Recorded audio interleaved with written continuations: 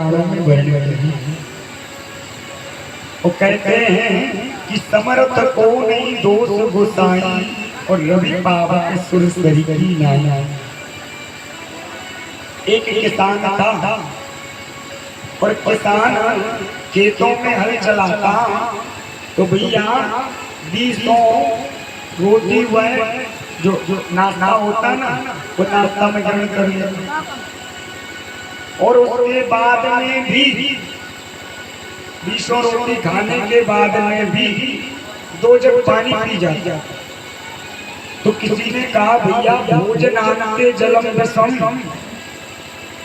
भोजन करने के बाद में केवल मुख शुद्धि के लिए जिससे आहार नाल जो है कंठ जो है वह दूषित ना रहे जूठा ना रहे उसको केवल शुद्ध करने के लिए जल ग्रहण करना चाहता। और अगर हम भोजन करने के बाद में और जल को तुरंत ग्रहण करते हैं तो वह उसका कार्य करता है। तो भैया 20 रोटी खा ले और 20 रोटी खाने के बाद में फिर जब तो किसी ने पूछा भैया आपको विकार नहीं बनता क्या? बोले नहीं भैया मुझे विकार नहीं। क्यों? बोले दिन भर हल जोतना और भूख भी बहुत ज्यादा तेज लगती है, जिसको कुछ करना नहीं पड़ता उसे भूख नहीं लगती और नींद नहीं आती। और अगर भूख और नींद समय पर आ जाए तो उससे बड़े करके सुंदर जीवन किसी का हो ही नहीं सकता। या उन्होंने पूछा आप इतनी रोटी खा लेते हो और 2-3 जग पानी पी लेते हो तो विकार नहीं बनता? बोले नहीं। बोले भैया ये तो कम है, मैं जब दोपहर में 40 रोटी खाता हूँ 4 जग पानी पीता हूँ। तो सर्व सामर्थ्य जो व्यक्ति होता है उसमें कोई दोष उत्पन्न नहीं होता। जिस प्रकार सूर्य को कोई दोष नहीं, रवि पावक अग्नि सूर्य यानी नदी की नाई समर्थ को नहीं दोष गोसाई। भैया महाराज अगस्त जी ने जल को ग्रहण कर लिया। सारे ब्रजवासी पुनर्स्थापन ब्रजमंडल का किया। भैया मकान दुकान गौशाला इत्यादि सब जल के माध्यम से ध्वस्त हो गए, नष्ट हो गए। पुनः नवीन निर्माण ब्रजमंडल को हो। तो एक समय की बात है बाबानंद जो है वह एकादशी का पावन पुण्य व्रत किया करते थे। भैया एकादशी जो है वह व्रतों में श्रेष्ठ है, व्रत राज है। जैसे गांव में कोई एक श्रेष्ठ व प्रतिष्ठित व्यक्ति होता है उसी प्रकार तप में तपस्या में व्रतों में श्रेष्ठ जो व्रत है वह एकादशी है। श्री सुखदेव जी महाराज वर्णन करते हुए कह रहे हैं कि राजा एकादश्यां निराहारो सम्यश्चर्य जनार्दन स्नातानंद सुखालिया द्वादश्यां जलमाविश। जब एकादशी का व्रत होता है तो द्वादशी में ब्राह्मण को और देव पूजन कार्य संपन्न करने के बाद में ही हमको जल ग्रहण करना चाहिए, ब्राह्मणों को दान देने के बाद। तो भैया अर्धरात्रि का समय था, आधी रात, और आधी रात में नंदा बाबा को ऐसा प्रतीत हुआ कि भैया ब्रह्म मुहूर्त हो गया, 4 बज गए, जाकर के और जल में स्नान कर लिया है हम। तो जल में स्नान करने के बाद में ना फिर द्वादशी का जो परायण वो कर लेंगे। लेकिन अर्धरात्रि में अगर हम जल में प्रवेश करें ना, क्योंकि रात्रि के समय में जल स्थित हो जाता है, कुएं का, तालाब का, और सुरसुरी तो चलती रहती है, लेकिन मंदम मंदम, मतलब सने इतने धीरे धीरे चलती। उस समय अगर हम 12 बजे उस जल में प्रवेश करें तो उस समय वरुण के दूतों का पहरा रहता। जिस प्रकार रात्रि में हम तो अपने घर में सो जाते, लेकिन जो हमारे नौकर होते हैं अगर ज्यादा बड़े आदमी हो तो घर की रक्षा करने के लाने गेट पे कुत्ता बंद हो जाए, कुत्ते में कदम हो जाए, कुत्तों से सावधान। नौकर भी रहता है बड़ी बड़ी बुक लेकर, पूरी रात ड्यूटी करे, सवेरे जब स्वामी जी जग जाए मालिक, इसके बाद उसकी ड्यूटी पूर्ण हो जाता है और वो अपने घर चला जाता दूसरा आ। रात्रि के समय में वरुण के दूतों की ड्यूटी चल रही थी। जब ड्यूटी चल रही थी उसी वक्त बाबा नंद और यमुना जी में प्रवेश करते। वरुण के दूतों ने पकड़ा और वरुण की जो राजधानी है जिसका नाम है विवाहपुरी, विवाहपुरी में जाए करके महाराज और बाबा नंद को बेड़ी बंधन में डाल दिया। अभी खली में गांव में हल्ला मच गया, भैया सारे लोग सुबह सुबह दिखाई दिए गैया छोड़ने के लिए, जैसे अपने गांव उतना गैया लगाई और छोड़ा और जाकर के खिड़का तक छोड़ के आ गया। तो सब कोई मिल जाता है, राधे श्याम सीताराम नमस्कार इत्यादि होता। लोगों ने कहा आज बाबा ना है, देखो न जाने कहाँ कन्हैया से कहा चौरे वाला तेरो बाबा ना दिखरो खाएंगे। कन्हैया ने जाकर के मैया से पूछा, मैया बाबा कहाँ? बोले सोए रहे हो। जब देखा तो सैनिक कक्ष में बाबा ही नहीं। जब सैनिक कक्ष में बाबा को नहीं देखा तो कन्हैया ने और अपनी योग शक्ति के माध्यम से देखा कि वरुण की राजधानी विवाहपुरी में हीरो बाबा बंधन में पड़े। कन्हैया गए, वरुण को दर्शन दिया और अपने पिताजी को छुटा करके ले आया।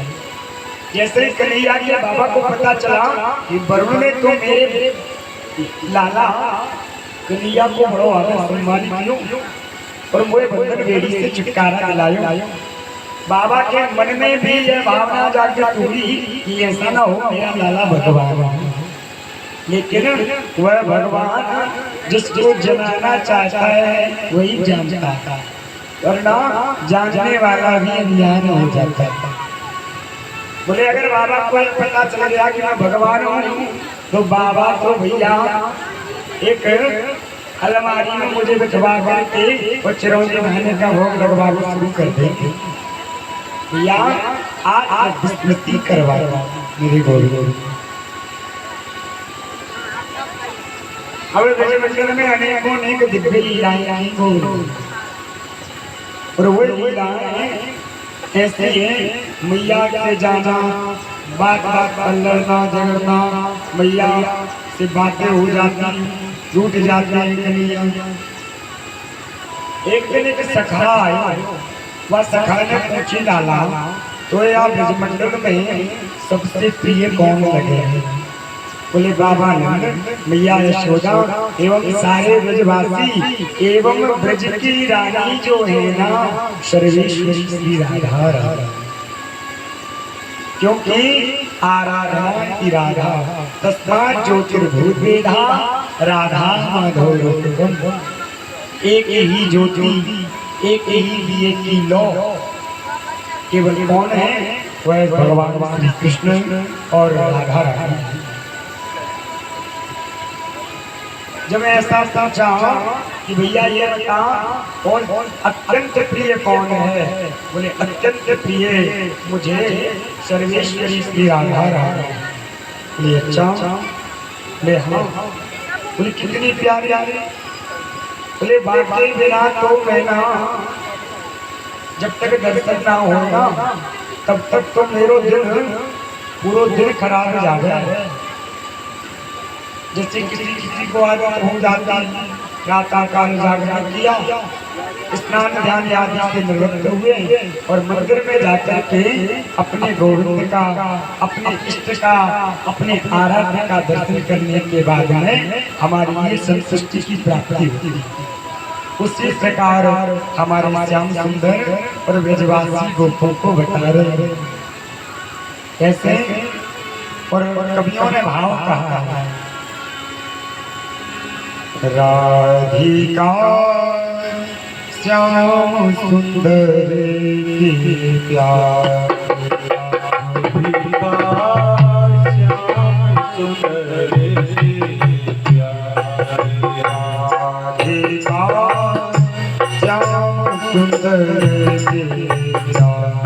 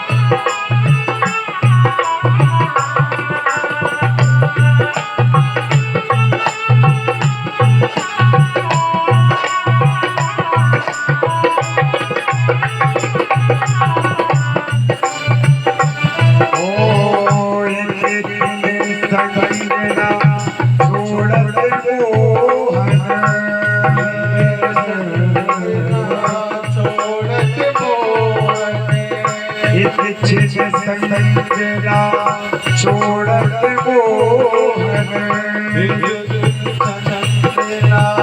छोड़त मोहन, निरख निरख बलिहार, निरख निरख बलिहार, राधिका श्याम सुंदर के प्यार, राधिका श्याम सुंदर के प्यार।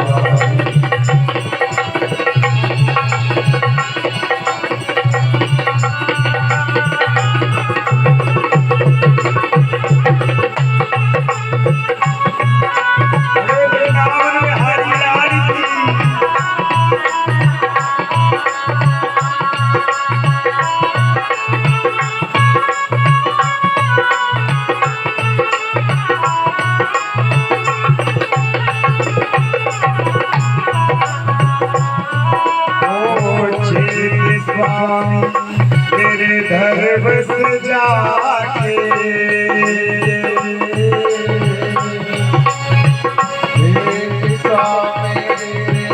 घर बस जाके, स्वामी मेरे घर बस जाके,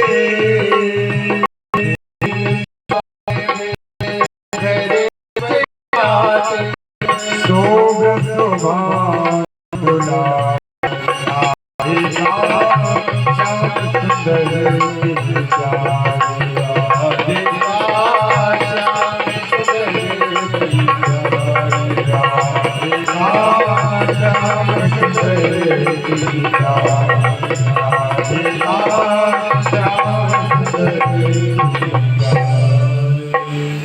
इस प्रकार अंग संग लगे रहते हैं भगवान श्री कृष्ण राधा जी।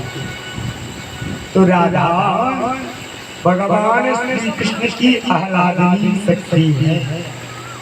राधा साध्यम साधनम यस्य राधा, मंत्रो राधा मंत्रदात्री च राधा, सर्वं राधा जीवनं यस्य राधा श्री राधा राधा वाचिकिं तस्य शेषम्। या जिस ब्रजमंडल को और ब्रह्मादि देवता भी इस स्पर्श पाने के लिए उस रज को मस्तक से लगाने के लिए तरसते हैं, ऐसे ब्रजराज कुंवर हमारे कन्हैया जी, ऐसी वृषभानुनंदिनी सर्वेश्वरी श्री राधा जी उस परम रमणीय भूमि में निवास करते थे। आज भी वर्तमान में मेरे कन्हैया ने ब्रज को परित्याग नहीं किया। वह ब्रज में लाला आज भी रहे और ब्रज मंडल में रह करके अपनी आराधनी शक्ति राधा जी के साथ में नित्य विहार करे।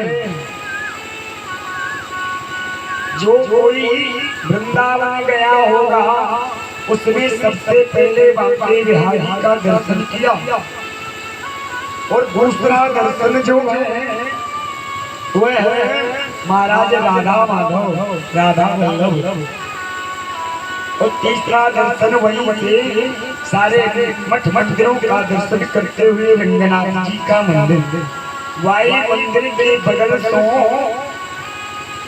महाराज बताते हैं कि निधिवन राज है, जहाँ पर स्वामी श्री हरिदास जी ने और बाकी बिहारी लाल को प्रकट कर दिया। देखिए, एक होता है राग, राग का अर्थ समझते हैं जिनके माध्यम से और हम ईश्वर को रिझाते हैं। कभी राग दरबारी गा लेते हैं तो कभी राग यमन गा लेते हैं तो कभी मेघ मल्हार गा लेते हैं, कभी भैरवी गा लेते हैं, कभी कुछ गा लेते हैं। इनसे भगवान को रिझा जाते, लेकिन इनसे भी अगर कोई ऊपर है तो वो है अनुराग। और अनुराग में यह नहीं देखता कि मेरे वाणी स्वरमय है या नहीं, मैं स्वर में गा रहा हूँ या नहीं, मैं गोविंद को रिझा रहा हूँ या नहीं, इससे कृष्ण रिझेगा या नहीं। रामायण में तुलसीदास जी महाराज कह रहे हैं,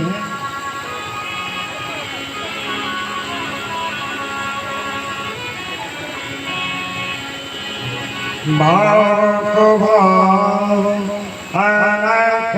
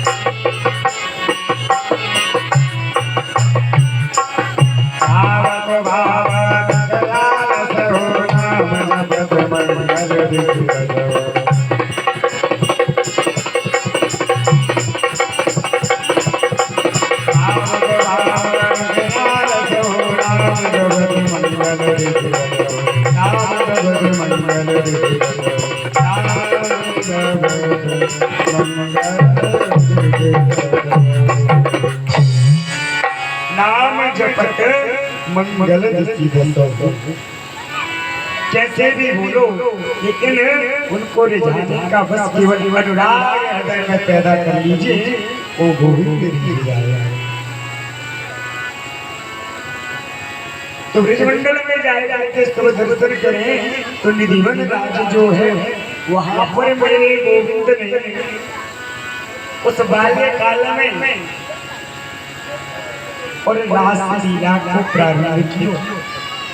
और वो रासलीला जब करी ना तो बड़ा ही सुंदर शुभ अवसर था। कहते शरद पूर्णिमा जो होती है, जिस दिन गौ के खोवा से, गैया मैया के खोवा से 6 लड्डू बनाए जाते हैं और 6 लड्डू बना करके हम उनकी पूजा करते हैं और किस्सा कहानी कह करके और उनका पारायण करते हैं। उसी रात्रि में हमारे श्री राधा माधव सरकार ने, युगल बिहारी सरकार ने रास राजेश्वर भगवान ने रास क्रीड़ा को प्रारंभ किया। भैया वह रात्रि बड़ी विलक्षण रात्रि थी।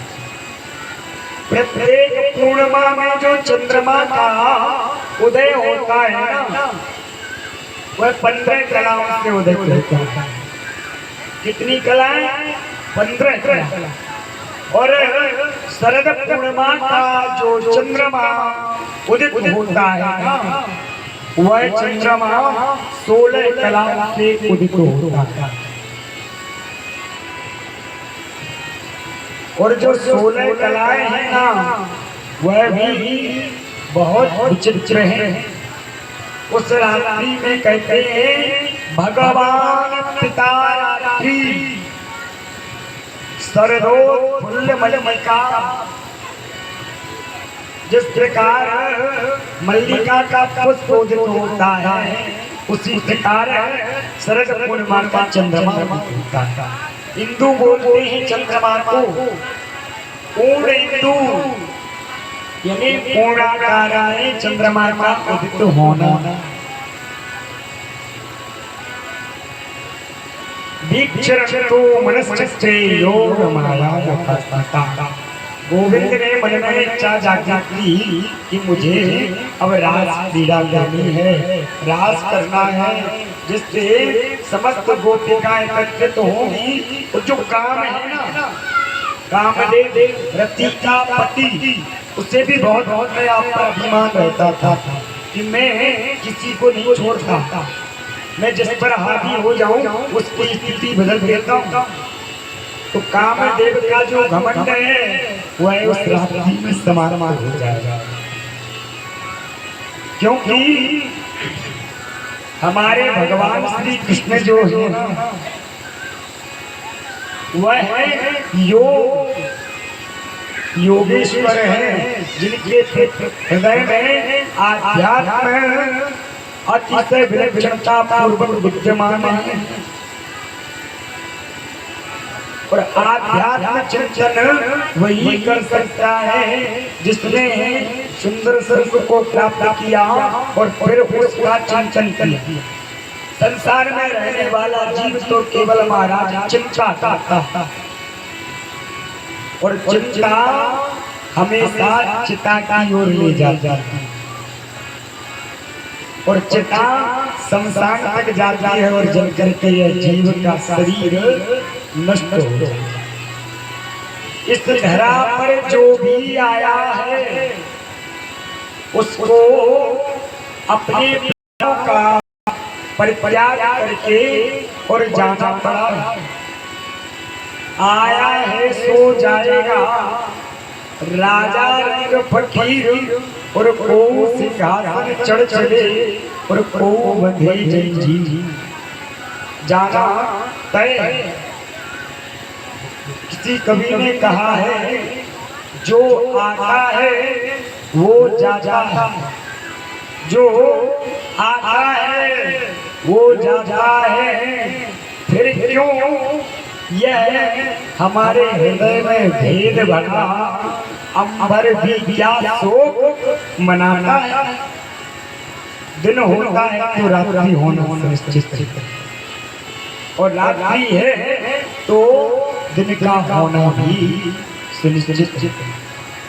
यहाँ पर राघवेंद्र ने इस धरा पर देह लेकर के आया, लेकिन उन्होंने भी और सरयू में जाकर के और अपनी उस देह को विश्राम दिया।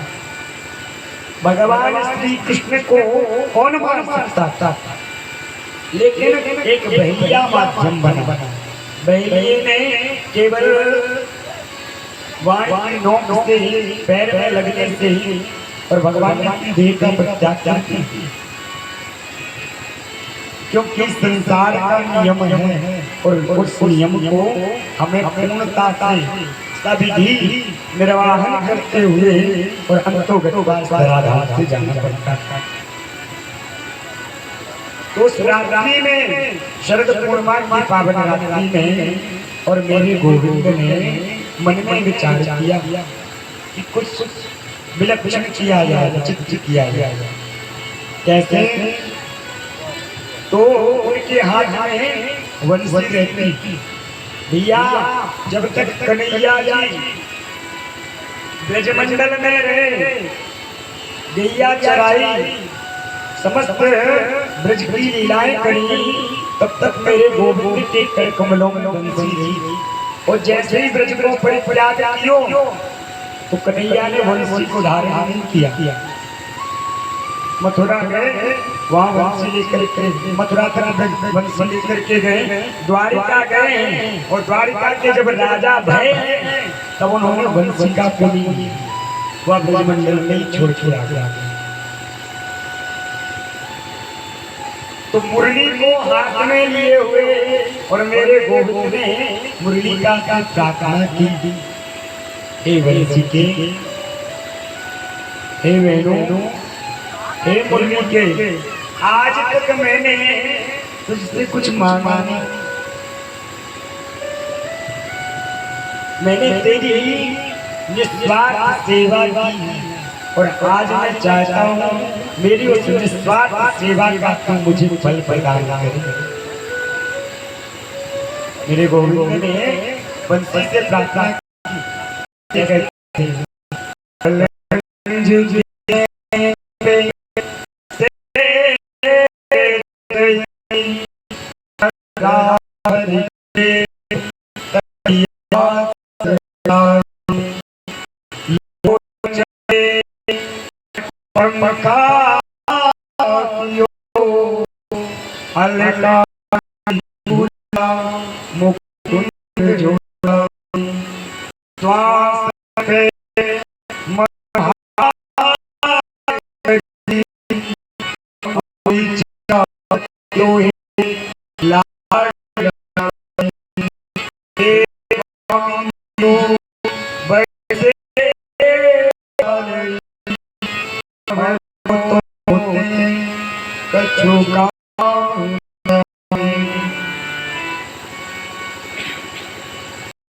मैंने ना तेरी बहुत सेवा की, कल कंज की सेन पे सेज दी, इन कर कमलों में लेकर के मैं सारे ब्रजमंडल में डोला, घूमा हुआ, अधर के तकिया सरकाई, इन दोनों हाथों पर तुझे रख करके और तकिया प्रदान किया, लोचन के पल मैंने तुझे पंखा जो अपनी भाषा में कहते हैं बिजना है, लोचन के पट पंखा खाओ, अलकावली झूला मुकुंद झुलाई, और श्वासों पर मनोहार दे दी। जो श्वास है ना, इसके माध्यम से मैंने जो वंशी का मैं फूंका, श्वास मनोहार करी, अंगुली चापत, अंगुली से 7 स्वरों को चाप किया, स्पर्श किया, तो ये लाड़ लड़ाई। जिस प्रकार माता पिता और अपने बालक पर प्यार से हाथ फेरते हैं, बेटा बार बार सर पर हाथ फेरते, कितना भी गुस्सा आ जाए ना बालक पर, अगर भैया जाके सर पर हाथ फेर दे तो भैया उस बालक का क्रोध शांत हो जाता है, कष्ट जो है निर्वत हो। अंगुली चाचा तो ही लाल लाई, हे स्वामिनी जी बड़ी सेवा की, मैंने बहुत बहुत सेवा की, लेकिन अब तो कुछ काम ना है, अभी तक तुमने कोई मेरा कार्य सिद्ध नहीं किया, लेकिन आज तुझसे कुछ मांगता हूँ। तू ऐसे बजना कि जाती सारी ब्रजमंडल की गोपी और चल कर के जहाँ माधव वेणु का मिलान कर रहे हैं वहां चल कर के आ जा। और जैसे ही वंशी को निराधारियो वंशी बची भैया गोपिकाएं वंशी की धुन को सुनती और जैसे बंसी को सुना तो कहते हैं भैया या बंसी तो मुझे बैरन है। जैसे दिन और रात बजती है और बजती ही बजती है, ना घर को काम कर पावे ना काज कर पावे। जब देखो तो भगवान श्री कृष्ण अपने अधरों पर वह बंसी का निगाह करते। अब तो मुझे ऐसा लगता है कि हम तो तजबो ब्रज को बस वो ब्रज में बस बैठे तू मुरली अब तू ही रह मुझे नहीं रह। पर उस बंसी के स्वरों में बताए क्या निकलता है। हे राधे वृषभान भूप तनये हे पूर्ण चंद्रानने हे ललिते कोकिल रवे वृंदावनाधीश्वर। मिया वंशी के स्वर से एक एक गोपी का नाम निकलता है। मानो वंशी कह रही है कि कन्हैया जी का बुलावा है चलो।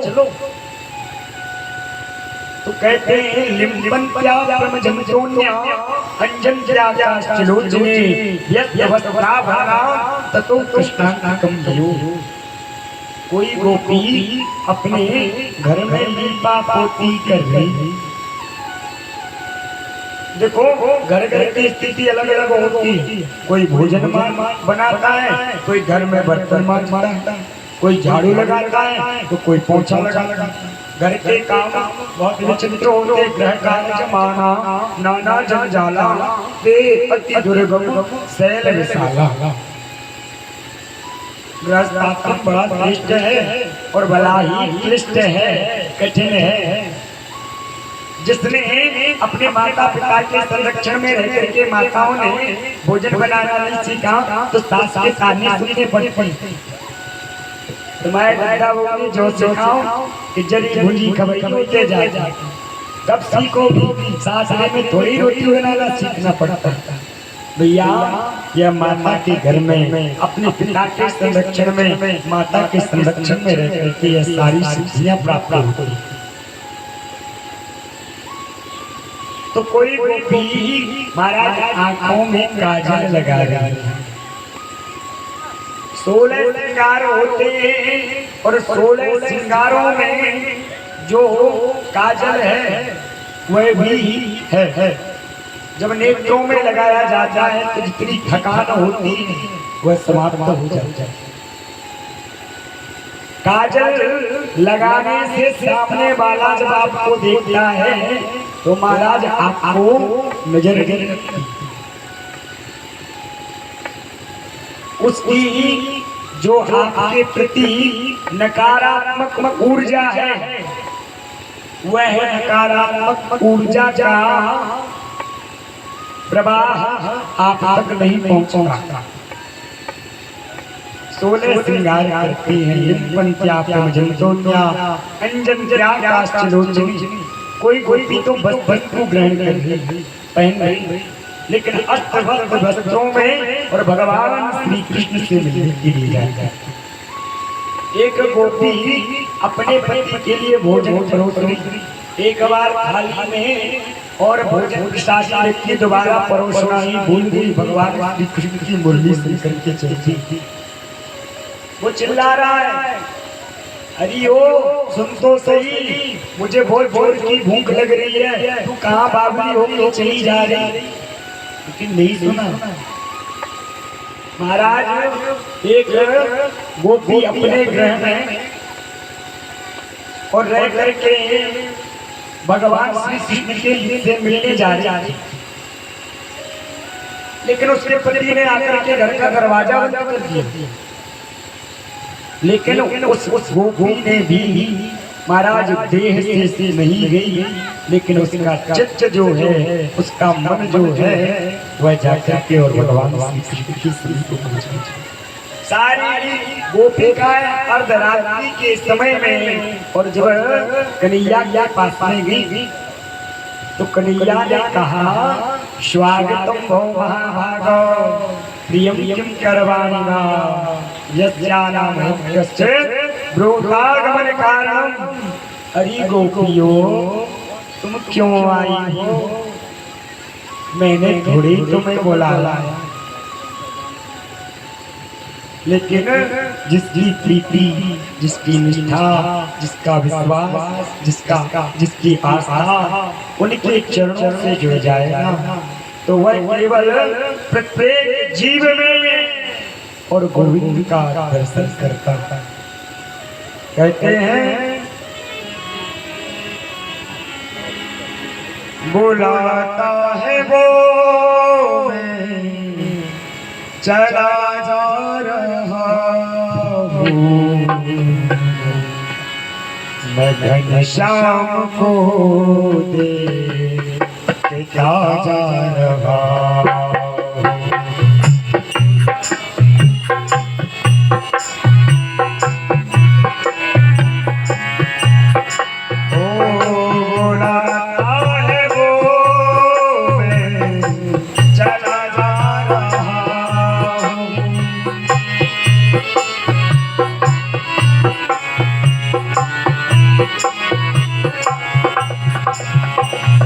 बुलाता है वो मैं चला रहा हूँ, मैं घनश्याम को देखता जा रहा हूँ।